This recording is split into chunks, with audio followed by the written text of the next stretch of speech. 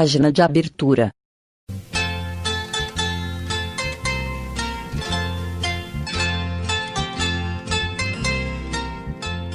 Lembrança do Natal.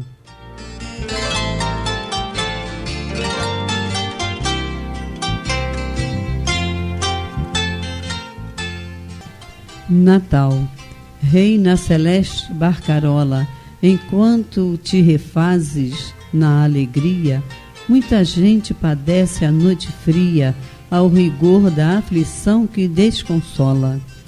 Desce a escura tristeza que te espia do cárcere de angústia em que se isola, e espalha o bem por sacrossanta esmola do teu farnel de luz e de harmonia. Abre teu coração, ajuda e abraça o sofrimento ou a sombra de quem passa em desespero rígido e infecundo. E o Cristo, renascendo no teu peito, será contigo o amor puro e perfeito, tecendo a paz e a redenção do mundo. Alta de Souza. E agora, a palestra. Bom, queridos irmãos, aqui estamos novamente juntos com a finalidade de refletirmos sobre o Espiritismo, a nossa doutrina, que contém um conjunto de princípios trazidos pelos Espíritos Codificadores e organizados por Kardec, além da explicação de uma série de fenômenos que, embora já viessem ocorrendo desde sempre, se intensificaram no século XIX, como que para chamar a atenção do mundo para as realidades espirituais. Os fenômenos ocorriam, mas não eram ainda bem recebidos e sequer investigados com as devidas profundidade e seriedade. A partir de certo momento histórico, ao contrário, viraram motivo até de brincadeiras de salão, como sabemos. Em ambientes de crenças religiosas, eram, e em alguma medida ainda são hoje, tidos por milagres ou por fatos demoníacos, de acordo com visões sistêmicas ou doutrinárias específicas. Teríamos, assim, critérios derivados do maniqueísmo original dos primeiros séculos da nossa era, que nada mais era que uma consequência da ignorância sobre os meandros da própria criação de Deus e suas leis. Como já sabemos, hoje ainda não temos domínio pleno sobre o conhecimento de todos os princípios e fenômenos, o que é plausível diante da nossa ainda grande imperfeição espiritual. Mas o Espiritismo, colocado em corpo de doutrina no século XIX, nos trouxe importantes ferramentas de trabalho para operarmos o nosso progresso. E hoje podemos afirmar que já estamos iniciados no conhecimento do mundo espiritual e da sua forma de ação permanente no mundo físico. E, fato de grande importância, sobre os objetivos dessa interação entre as duas realidades. Vamos conversar hoje sobre um livro de enorme importância no que diz respeito ao conhecimento prático dos fenômenos, que é o segundo livro da codificação, o Livro dos Médiuns.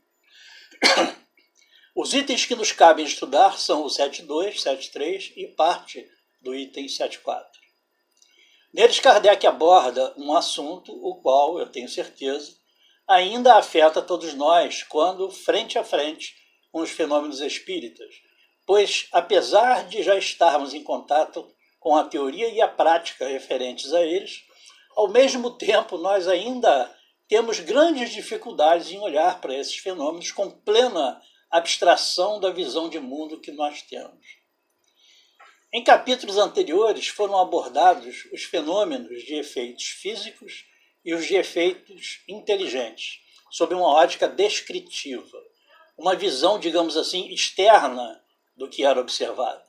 E neste capítulo 4, que começamos hoje, Kardec e os espíritos codificadores vão nos iniciar nas teorias que explicam suas essências, começando pelos de efeitos físicos.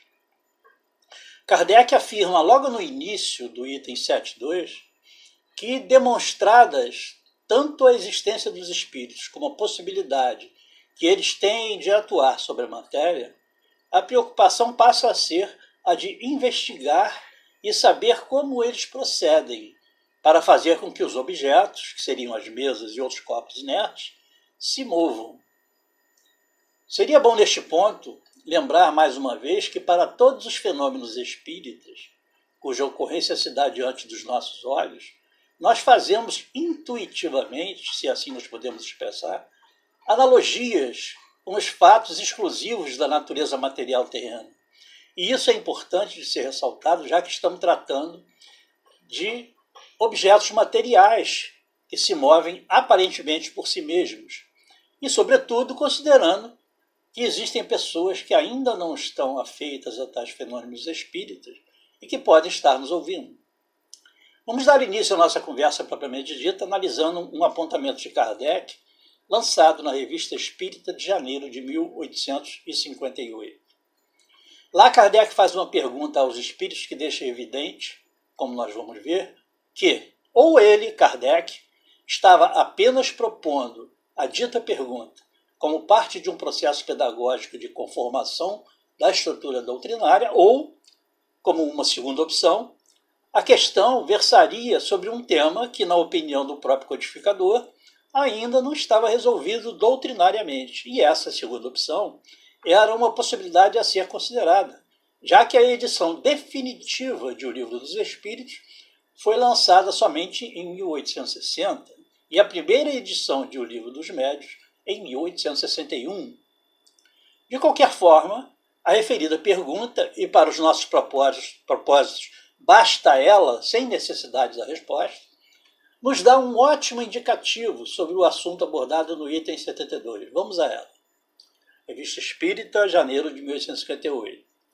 A pergunta que Kardec fez é a seguinte: como podem os espíritos agir sobre a matéria? E abre um parêntese. E Kardec acrescenta uma afirmação ao final da pergunta. Vamos a Kardec. Isto parece contrário a todas as ideias que fazemos da natureza dos espíritos. Então, como podem os espíritos agir sobre a matéria? Isto parece contrário a todas as ideias que fazemos da natureza dos espíritos. Ou seja, se a natureza dos espíritos é etérea, como podem eles suspender e movimentar objetos? Notar a analogia subjacente pelo uso do verbo suspender, que sugere a ação da força de um braço, por assim dizer. Vamos trazer agora para o nosso raciocínio um trecho do item 72, no qual Kardec abre a possibilidade de que a segunda opção anteriormente citada tivesse sido realmente a que deu causa à pergunta lançada na Revista Espírita de janeiro de 1858. Assim, devemos lembrar adicionalmente que, embora não seja o cerne da nossa conversa, o texto que nós vamos acompanhar nos dá fortes indicativos sobre o caráter progressivo do processo kardeciano de formação do corpo doutrinário. Vamos à parte final do item 72, é Kardec quem diz. Vamos a ela. Uma ideia se apresenta muito naturalmente e nós a tivemos. Dando-nos outra explicação muito diversa, pela qual longe estávamos de esperar, os espíritos a combateram, constituindo isto uma prova de que a teoria deles não era efeito da nossa opinião.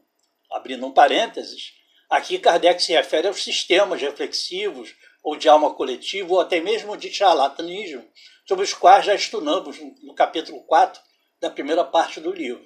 Né? E continua Kardec. Ora, essa primeira ideia todos a podiam ter, como nós. Quanto à teoria dos espíritos, não cremos que jamais haja acudido à mente de quem quer que seja. Sem dificuldade se reconhecerá quanto é superior à que esposávamos, se bem que menos simples, porque dá solução a inúmeros outros fatos que com a nossa não encontravam explicação satisfatória. Como se pode ver, Kardec declara que tinha uma ideia formada sobre a movimentação dos objetos inertes pelos espíritos. Ideia esta que qualquer pessoa poderia ter, diz ele. Interessante também a diferença que Kardec diz haver entre a sua ideia inicialmente concebida para a explicação do fenômeno e a que os espíritos deram, que seria superior à sua própria, e que, embora fosse mais complexa, tinha vantagem adicional de solucionar inúmeros outros fatos. Indo para o item 7.3, nós verificamos que lá Kardec finalmente revela qual era a sua ideia sobre a suspensão e movimentação de objetos sem a ação direta de pessoas. Item 7.3. Desde que se tornaram conhecidas a natureza dos espíritos, sua forma humana, as propriedades semimateriais do perispírito, a ação mecânica que este pode exercer sobre a matéria, desde que em caso de aparição se viram mãos fluídicas e mesmo tangíveis tomar dos objetos e transportá-los, julgou-se, como era natural, que o espírito se servia muito simplesmente de suas próprias mãos para fazer que a mesa girasse, e que à força de braço é que ela se erguia no espaço. E sobre a questão nuclear dessa conclusão citada por Kardec, nós já discorremos no início desse estudo. Ou seja, tudo que acontece no âmbito fenomênico espírita, o ser humano, de um modo geral, costuma enquadrar em contexto material, já que a própria vida que levamos sempre nos remete ao que é físico, e que podemos observar, tocar, manusear e até usar como matéria-prima para transformações. Diga-se de passagem que esta influência da vida material permanece em nós mesmo quando já informados doutrinariamente sobre as teorias que explicam os fenômenos. Muitas vezes podemos ver pessoas que se dizem espíritas materializando fatos puramente espirituais para explicá-los. Por outro lado, mesmo sabendo e compreendendo a forma como os fenômenos verdadeiramente ocorrem, espíritos imperfeitos e inferiores como nós ainda não podem, quando encarnados, superar os obstáculos que a matéria deste mundo opõe ao mais amplo exercício das faculdades espirituais. Na continuação do item 7.3, Kardec contrapõe à sua própria ideia sobre o fenômeno questões que, de certa forma, revelariam afrontas a princípios fundamentais da produção de fenômenos mediúnicos, caso fossem adotadas. Sabemos que para a produção desses fenômenos há, por exemplo, a necessidade da participação de um médium. E caso o espírito produzisse sozinho o fenômeno à força de um braço, o médium serviria para quê? Kardec vai dizer isso. Vamos ver como ele diz. Mas então, sendo assim, que necessidade havia de médium? Não pode o espírito atuar por si só? Porque é evidente que o médium, que as mais das vezes põe as mãos sobre a mesa em sentido contrário ao do seu movimento, ou que mesmo não coloca ali as mãos, não pode secundar o espírito por meio de uma ação muscular qualquer. Deixemos, porém, que primeiro falem os espíritos, a quem interrogamos sobre essa questão. Como ele não tinha a solução definitiva, como nós vimos, Kardec resolve fazer o que era do seu costume. Indagou ao Espírito São Luís, com a confirmação de muitos outros espíritos, sobre as questões formuladas e que estão listadas no item 7.4, que estão a seguir transcritas. Pergunta 1. Será o fluido universal uma emanação da divindade? Não, nós já vimos isso lá no Livro dos Espíritos. O fluido universal é uma criação da divindade. E está na pergunta 2. Será uma criação da divindade? Tudo é criado, exceto Deus. Então, os espíritos ratificam e lembram que tudo que existe, melhor dizendo, é a criação de Deus. Deus é único e eterno, e tudo que existe é a criação dele. 3. O fluido universal será ao mesmo tempo o elemento universal? Sim, é o princípio elementar de todas as coisas. É a origem de tudo que nós vemos, e até do que nós não vemos, mas que seja material. O fluido universal é o princípio da matéria, é o elemento original da matéria, vamos dizer assim. Alguma relação tem ele com o fluido elétrico cujos efeitos conhecemos? É o seu elemento. Como eu já disse, tudo que acontece fora do âmbito do espírito tem origem no fluido universal. Em que estado o fluido universal se nos apresenta na sua maior simplicidade? Para o encontrarmos, diziam os espíritos, na sua simplicidade absoluta, precisamos ascender aos espíritos puros. No vosso mundo, ele sempre se acha mais ou menos modificado para formar a matéria compacta que vos cerca. Entretanto, poder dizer que o estado em que se encontra mais próximo daquela simplicidade é o do fluido a que chamais fluido magnético animal. Os espíritos nos dizem que o fluido vital, né, que é o fluido magnético animal, ele, em alguma medida, é a forma mais simplificada que nós podemos encontrar, do nosso ponto de vista, provavelmente, né, com relação à simplicidade, né, do fluido universal. Já disseram que o fluido universal, número 6, né, já disseram que o fluido universal é a fonte da vida. Será ao mesmo tempo a fonte da inteligência? Não, esse fluido apenas anima a matéria. Pois que é desse fluido que se compõe o perispírito, parece que deste ele se acha num como estado de condensação, que o aproxima até certo ponto da matéria propriamente dita. Até certo ponto, dizem os espíritos, né? Como dizes, porquanto não tem todas as propriedades da matéria. É mais ou menos condensado conforme os mundos. Quer dizer, o perispírito ele varia de mundo para mundo de acordo com a evolução espiritual, né, dos espíritos que habitam cada mundo. Como pode um espírito produzir o movimento de um corpo sólido? Aqui começam as questões objetivas que Kardec tem, né? Combinando uma parte do fluido universal com o fluido próprio àquele efeito que o médium emite. Ou seja, há que ter o fluido universal, há que ter o fluido do espírito que ele emite e o fluido do médium, que são manipulados pelo espírito para a produção do fenômeno. Tem que ser um médium, obviamente, que emita fluidos específicos para aquele fenômeno, que ele ocorra. 9. Será com os seus próprios membros, de certo modo solidificados, que os espíritos levantam a mesa? Aqui, Kardec chegou àquela ideia que ele tinha, né? Como ele já falou lá no item 7273, né? Nos itens 7273. A ideia que ocorre à mente de qualquer um que mora no mundo material como nós. Respondem os espíritos, e eu vou ler uma parte apenas. Esta resposta ainda não te levará até onde desejas. Quando sob as vossas mãos uma mesa se move, o espírito aure no fluido universal o que é necessário para lhe dar uma vida factícia, uma vida não real, né? Assim, preparada a mesa, o espírito a atrai e move sob a influência do fluido que de si mesmo desprende, por efeito da sua vontade.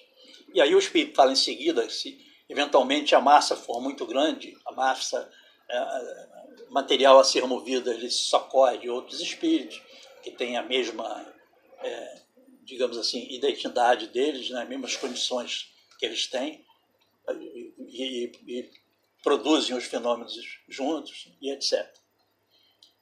Embaixo, Kardec coloca uma nota. Chamamos a atenção para a seguinte frase, primeira da resposta acima. Esta resposta ainda te não levará até onde desejas.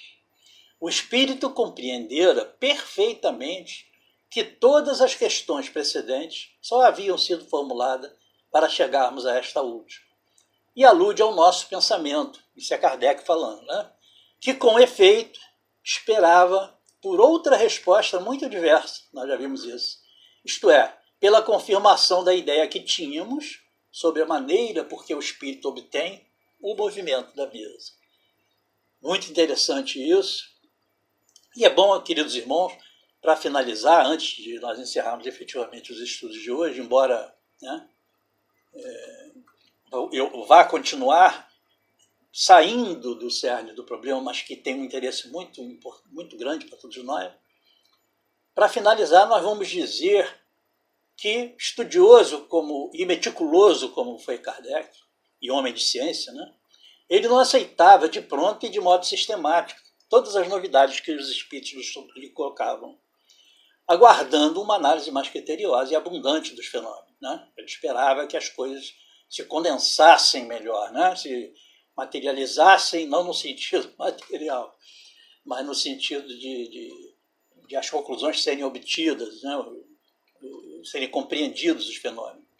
Para comprovar a veracidade disso, que estamos afirmando sobre Kardec, nós encontramos na Revista Espírita de abril de 1860 um interessante trecho da sua nota a uma teoria de formação da Terra. Esqueçam a teoria que não é sobre ela que nós vamos falar, mas sobre o que Kardec coloca na nota, um trecho apenas, da qual nunca devemos abdicar durante nossos estudos doutrinários, e foi assim lançada esse excerto da nota de Kardec.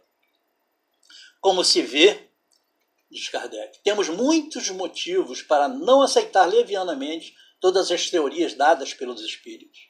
Quando surge uma, limitamo-nos ao papel de observador. Fazemos abstração de sua origem espírita, sem nos deixar fascinar pelo brilho de enormes, pomposos nomes. Examinamo-la como se emanasse de um simples mortal e vemos se é racional, se dá conta de tudo, se resolve todas as dificuldades. Foi assim que procedemos com a doutrina da reencarnação, que não tínhamos adotado, vejam bem, Kardec não tinha adotado ela previamente, a doutrina da reencarnação, ele não a entendia, não a assimilava ainda, embora vinda dos espíritos, né? Senão, ele só passou a adotar após haver reconhecido que ela só ela podia resolver aquilo que nenhuma filosofia jamais havia resolvido. E isso, abstração feita das provas materiais que diariamente são dadas a nós e a muitos outros.